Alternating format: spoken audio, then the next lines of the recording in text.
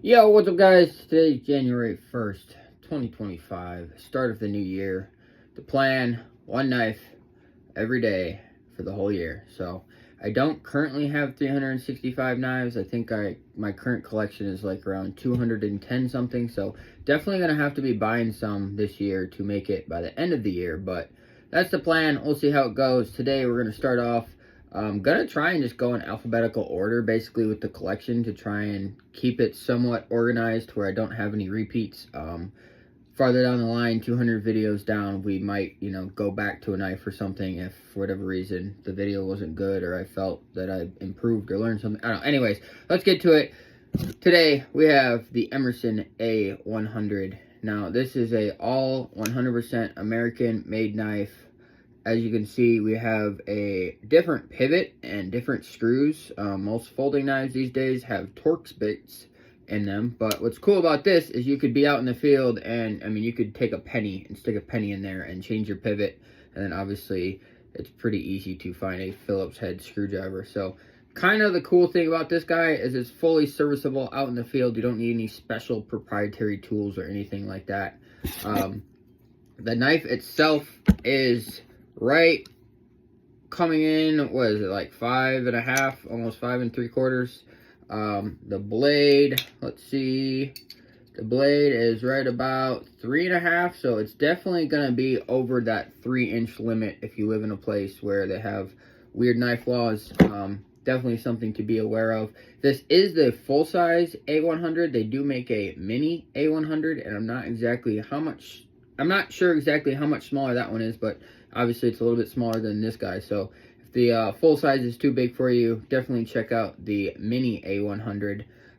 This one has micarta scales on them. You can get them in different finishes. I've even seen them where they have like a titanium bolster up at the top here, and then micarta on the bottom, which looks super nice, super cool.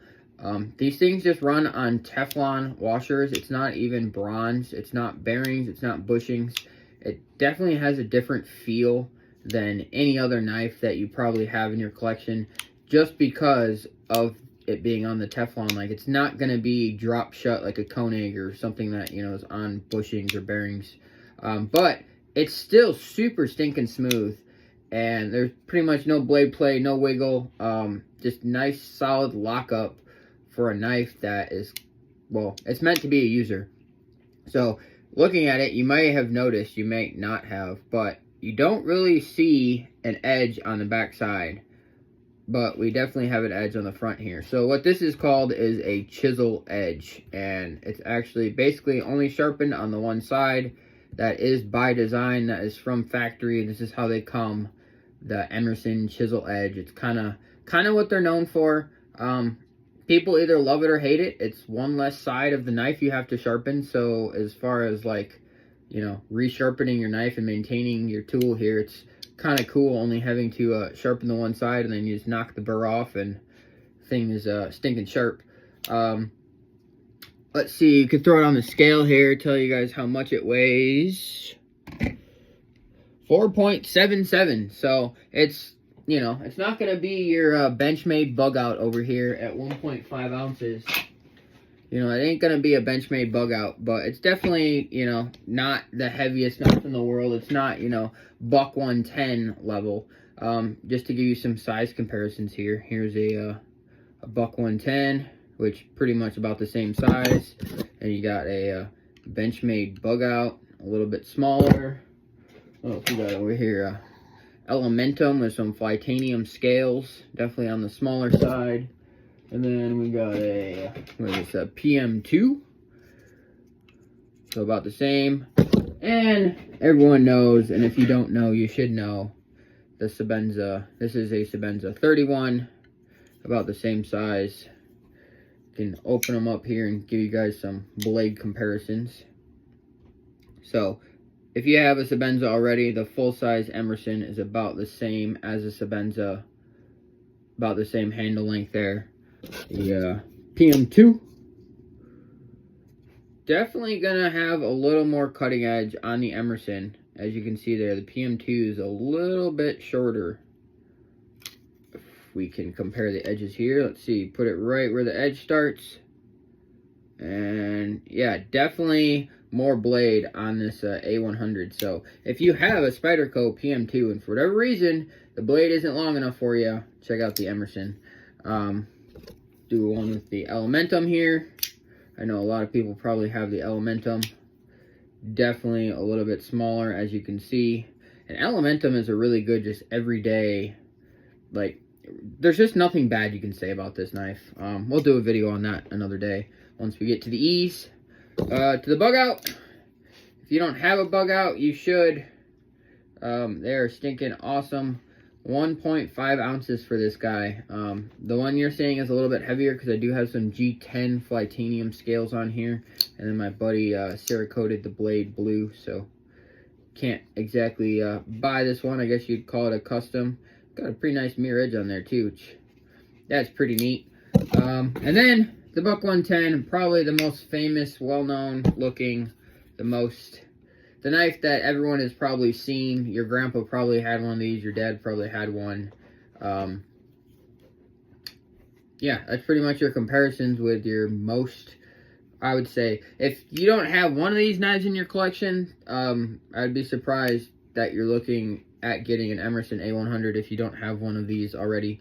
Kind of staples in most people's collections, I would say. It's kind of, you know, the one you start out at, and then you start exploring out into the world of all the other possibilities. And you might find yourself looking at this Emerson A-100 with the chisel edge CPM 154 steel. I don't think I mentioned the steel earlier. Steel is just a whole nother side story with knives, because you can have a PM2 in 30 different steel combinations. The Emerson, though, they only make the Emerson, I'm pretty sure, in the CPM 154. I don't think they use many other steels. So, you know, if you're really looking to try out a steel, probably want to check out some Spydercos. If you really don't care about steel and you just want something that is a nice EDC workhorse tank of a knife, get an Emerson A100 in the CPM 154 with a chisel edge.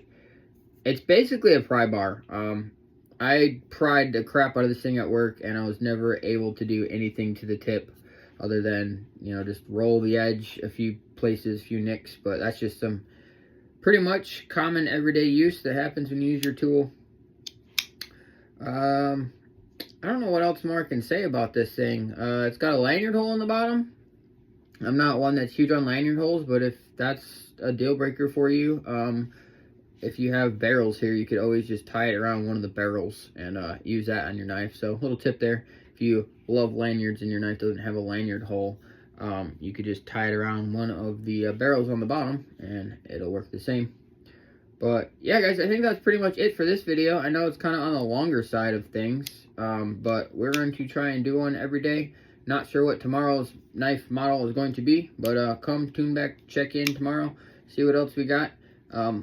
Like, favorite, share, do what you gotta do. Subscribe if you haven't already. Leave some comments down below of what your favorite knife is, or a knife you want to see me do a video on. Maybe we'll get to it. Maybe I already have it. Who already knows? I don't know. But you guys will just have to come check back tomorrow and see what else we got. Like, favorite, share, do what you gotta do. Subscribe if you haven't already. So, guys, I'll see you tomorrow.